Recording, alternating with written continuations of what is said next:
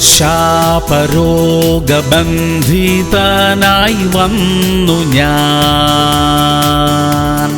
ബന്ധനം തകർത്തു ആത്മാവേകിനീ.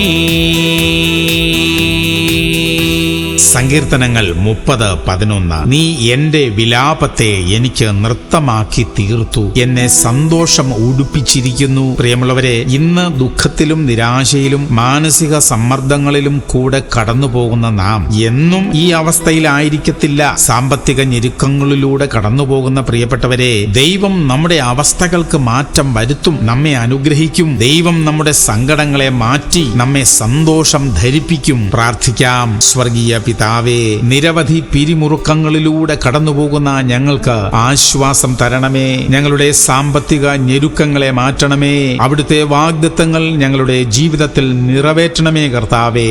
യേശു ക്രിസ്തുവിന്റെ നാമത്തിൽ തന്നെ. ആമേൻ, ആമേൻ, ആമേൻ.